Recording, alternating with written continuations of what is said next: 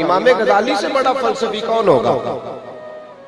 لیکن امام غزالی فرماتے ہیں باتیں بڑی آتی تھیں، لفظوں پہ بڑا غور تھا، پن من بڑا میلا تھا، اندر کا سفر ختم ہی نہیں ہوتا تھا۔ مجھے حدیثیں بڑی یاد تھی کہ نماز میں بڑی لذت ہے، پر سر سجدے میں رکھتا تھا تو جمتا ہی نہیں تھا۔ مجھے پتا تھا قرآن کے ایک حرف کا ثواب 10 نیکیوں کے برابر، پر قرآن کھولتا تھا تو دل جمتا ہی نہیں تھا۔ فرماتے ہیں میں بڑی مسجد کا خطیب تھا، ایک دن میں ایک چھوٹی مسجد کے خطیب کے پاس چلا گیا، حضرت ابو علی فارمدی۔ مجھے کسی نے بتایا یہ بابا اپنے دروازے پہ بھی جھاڑو دیتا ہے اور مسجد میں بھی جھاڑو دیتا ہے۔ مجھے کسی نے بتایا کہ میں تو نماز کا وقت بھی ہو جائے تو میرے لیے بوجھ ہے مسجد جانا، یہ تہجد کے وقت بھی مسجد پہنچ جاتا ہے۔ مجھے کسی نے بتایا کہ اس کی طبیعت بڑی مائل ہے رب کی طرف، میں پہنچ گیا، پر گیا رات کو گیا۔ علم پڑے دا مان نہ کریے، مت آکھی میں پڑھیا، او جبار کہار صداوے متے روڑ دیوی دودھ کڑیا۔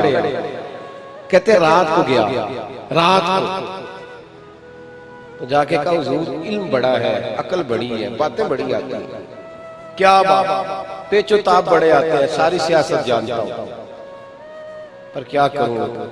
تو جو سر بسجدہ ہوا کبھی تو زمین سے آنے لگی صدا، تیرا دل تو ہے صنم آشنا، تجھے کیا ملے گا نماز میں؟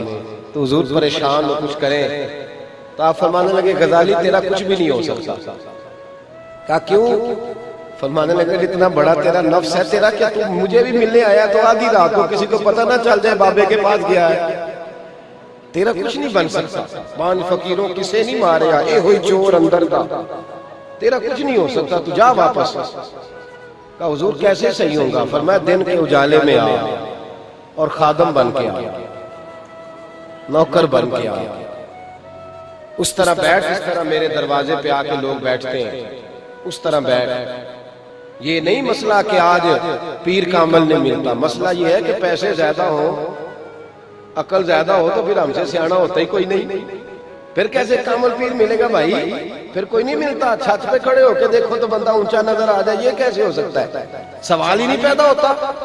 حضرت امام غزالی علیہ رحمہ فرماتے ہیں میں دن کے اجالے میں، پہلے تو جا کے میں نے کہا نہیں میں نہیں جا سکتا، لیکن وہ اندر کی جو ہلچل تھی نا، خرد کی گتھیاں سلجھا چکا ہوں، یا رب مجھے صاحب جنوں کر دے۔ فرماتے وہ اندر کے پیچ و تاب چین نہیں لینے دیتے تھے۔ ایک دن استعفیٰ دیا مدرسے سے، مسجد سے استعفیٰ دیا، اور میں حضرت شیخ کی خدمت میں آ کے بیٹھا، مرید ہوا، بابا جی سے سبق پوچھا، حضور میرا سبق کیا ہے، میرا درس کیا ہے؟ تو کہتے ہیں مجھے وہی سبق ملا جو میرے نبی پاک نے مصعب ابن عمیر کو عطا فرمایا تھا۔ وہ میرا اعلیٰ لباس اتر گیا، ٹاٹ کا لباس پہنا دیا، بوریے کا لباس، بوریے کا لباس، تینوں لب دیا آپ گواچے کہ سانو اپنی خبر نہ کوئی، ساتھوں پارے ککھ گلیاں دے، سانو آخ دے لوگ شدائی، اسی ننگ نموس دا ساڑ کے چولا، گل پہنے تاج گدائی، سجنہ اپنا آپ گوایا تا یار نے چاہتی پائی۔ فرماتے ہیں وہ اتر گئے کپڑے، مجھے فرمانے لگے فرض نماز پڑھ کے نا غزالی تو پہلے بار نکل جانا، دعا نہ مانگنا۔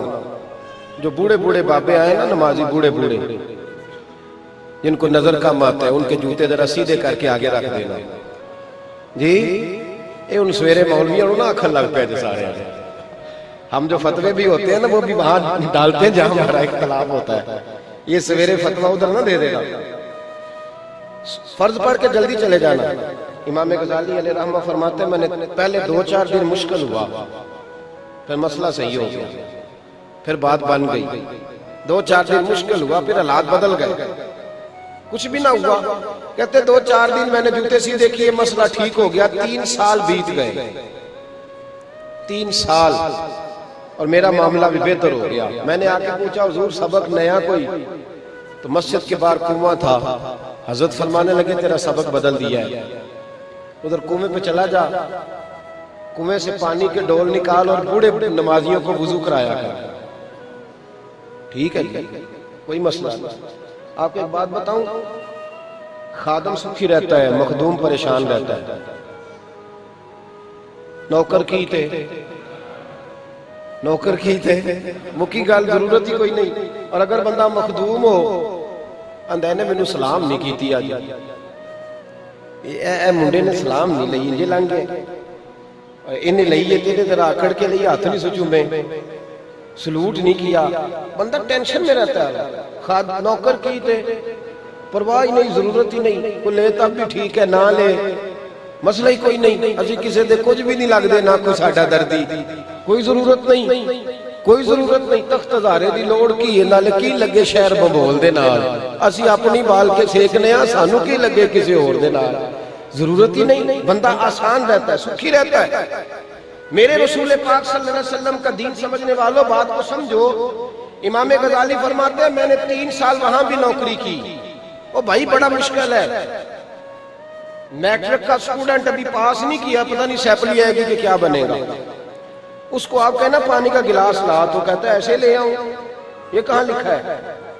یہاں اصل مسئلہ انا کا ہے، انا تو سچی بھی ہو تو نہیں ٹھیک ہوتی، اگر جھوٹی ہو تو بڑی خطرناک ہے۔ حضرت امام غزالی فرماتے ہیں 3 سال میں نے وضو کرایا، ایک بوڑھے بزرگ آئے، چہرہ بڑا نورانی تھا، لفظوں میں بڑی کشش تھی، پر عمل ان کا میں نے انوکھا ہی دیکھا۔